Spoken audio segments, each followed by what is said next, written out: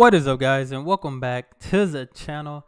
Guys, came across this video. We hear why I will never come back to the United States. These are always interesting because y'all know I do the TikTok videos, and here we got a vlog. And the TikTok videos, they talk about why they leave and stuff like that. So definitely gonna be interesting to see this vlog and see why my guy said he will never come back. Y'all hit that subscribe button, send down those recommendations. I'm sure I got an idea on why he wouldn't, but we even let him talk about it.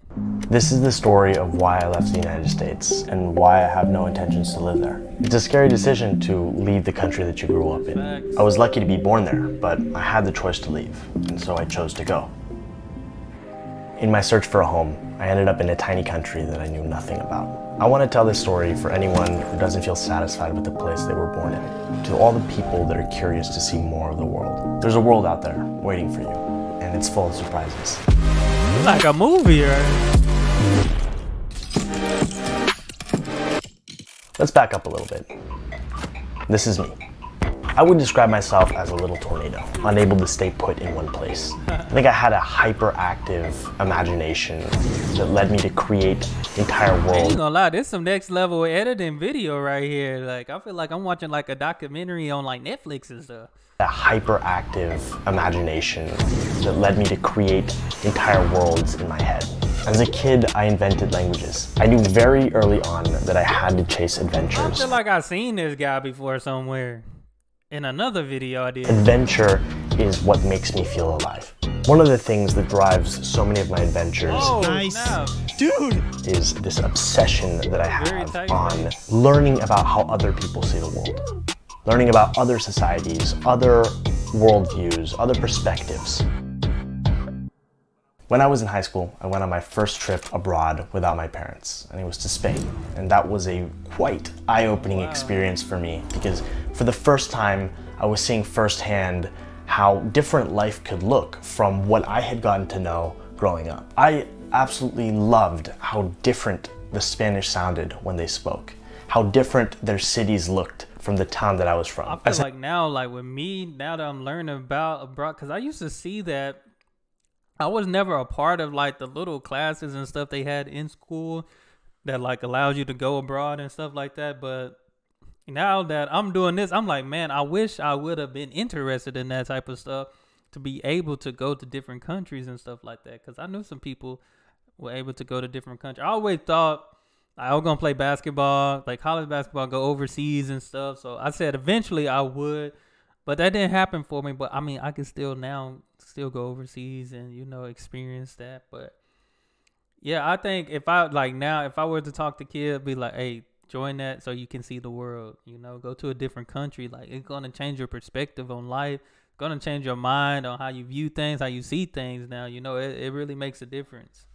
I say this a lot about travel abroad, but for me it felt like stepping into an alternate universe where even the most basic things looked different, like the food or the streetlights. When I returned to the United States, I could not stop thinking about the world that existed out there. You know, it had captured my imagination, and returning to my town felt like re-entering a bubble. And I've spent a lot of my life since then trying to expand my bubble, seeing and experiencing things that I would never be able to see or experience otherwise. To help tell this story of expanding my bubble, I want to take you on a little journey to a micronation in the heart of Europe called Luxembourg. Not Luxembourg. A place that, for a dumb American like me, seems like something straight out of a fiction novel.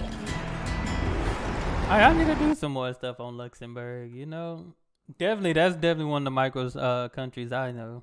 I want to take you to this place because it represents something very important to me that I can't get in the United States, which is a different history and a different vantage point of the world. Spending time in places like these is how I am expanding my bubble.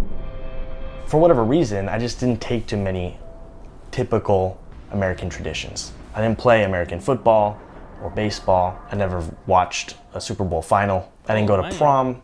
I didn't attend my high school graduation. I didn't go to university and join a fraternity. I've never cared about spring break or Halloween. Hey, my guy missed out a lot.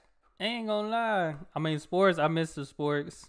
I went to prom. I did all that stuff, but then again, you ain't missing out on other than sports. Like when you work like me, I was an athlete, you know, work towards certain things. That's like one of the main things I miss. But other than that, like prom and all that stuff, you didn't miss out. Spring break was just us not being at school because we didn't really have the money to just travel anywhere like we do now. So, do what you do. For whatever reason, I just never felt super connected or tied down to the United States. Honestly, this country is full of little surprises. Somehow, in the same city right now, I'm sitting on stairs right by this river passing through. This is so nice, so lovely. And then you just see the very Luxembourgish architecture everywhere. These very impressive stone walls. This is nice. And so I felt like I had to find, or create rather, my home somewhere else. I've met a lot of people that have told me that learning English for them has opened up all kinds of doors and opportunities for them. It has been a way to escape what felt like their own little bubble of whatever little town or country that they're from. And I have experienced the same thing, just in the opposite direction. I found that learning other languages has opened all kinds of doors in my life, giving me access to different ways of living and different perspectives on the world and different people. Luxembourg, incredibly, is just 2 hours away by train from Paris, where I live currently. Oh, wow. This is something that I love about Europe. You can take a short train ride and be in a place where the food and language are completely different. I always find that amazing because y'all know, here in Texas, an hour or 2 hours, you're just in the next city, versus an hour, 2 hours, you can be in a whole different country. Peanut butter latte. Did you you heard those words, right? Peanut butter latte. Peanut butter latte. Luxembourg style. I've never tasted something like this before. For starters, I'm amazed that a place like this can even exist, squished in between three very powerful neighbors, Belgium, Germany, and France.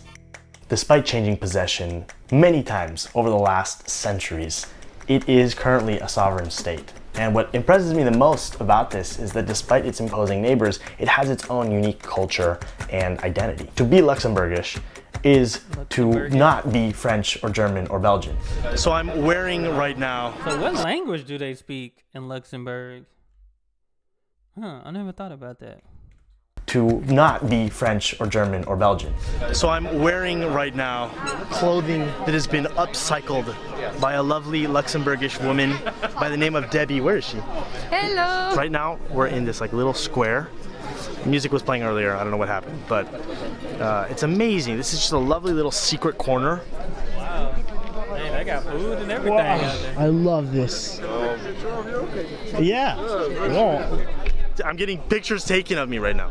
As always, I'd like to ask a few questions to the locals to better understand the Luxembourgish identity. Do you feel like Luxembourg has successfully created its own sort of identity, if you will, or does it get kind of squashed by these super powerful countries that are nearby? No, I do think that we definitely have like a strong own identity. Like, I mean, we have our own language, we have our own culture, we have our own culture. But we learn about so many cultures growing up. We're so familiar with the German culture and the French culture and different languages. And I mean, we feel very strong about our identity, but I think the moment you leave Luxembourg, nobody really knows about it. But it's very, very proud people. Until I started doing this video, I never heard of Luxembourg. But I know it's very expensive and it looked very nice. Yes. Oh, wow. Toi, t'as l'impression d'être à l'étranger ici? Enfin, de ne pas être en France? Ouais, quand même. Ah ouais? This, by the way, is Elsa, my guide in Luxembourg to help me better understand the country. Okay. She's French, but grew up here. I already have a feeling I'm gonna like this country a lot, partially because almost everybody here, if I'm not mistaken, is a polyglot. So many different languages are spoken here. 4, right? Basically, English, German, French, and Luxembourgish. Can you rank them? Oh, it's called Luxembourgish? That's my first time hearing that. I didn't know. I never knew what language they speak. I get Luxembourgish. Le français, c'est la première langue. Ok, d'accord. Donc plutôt français, Luxembourgeois, allemand, anglais. Okay. Is there a culture in particular that has more of an impact? Like, do you feel like it's closer to French, closer to German? It's a very interesting question because I've thought about that quite a lot. I think it used to be closer to French because our grandparents would speak more French, but I think nowadays a lot of kids feel more related to Germany because, for example, we don't have Luxembourgish TV, so a lot of people watch German TV growing up. We don't know how to write Luxembourgish. Okay, this is not the first time I've heard of this. It's like it's more of a spoken language, right? It's not taught in school. I think we have 14 years of school, and you have 1 year where you learn Luxembourgish, and the rest you just speak it. That's interesting. Wow. That's different. I never knew you couldn't write in it. But man, 14 years of school, and you have 1 year where you learn Luxembourgish, and the rest you just speak it. So for example, when you go to a store, a lot of places you speak French or German, but it's most with your friends, family where you speak language. Wow, that's You see what I mean? I find that incredible. These people had an utterly different experience of childhood than me. People outside sometimes think that Luxembourg is just all about bags, and it's not. It's culture, music, entrepreneurs, and we need to break these stereotypes. And I try to do my part by sharing cool content about Luxembourg. Say something in Luxembourgish. Wunderschön. What does that mean? Super pretty. Super pretty, wunderschön. Being in a place like this, free from the pressures and expectations of the society that I grew up in, I find it liberating. I get to be an observer. I get to learn about the things that this place does well and not so well. Where are you taking me, Elsa? Oh, wow. Whoa. Like a little tunnel?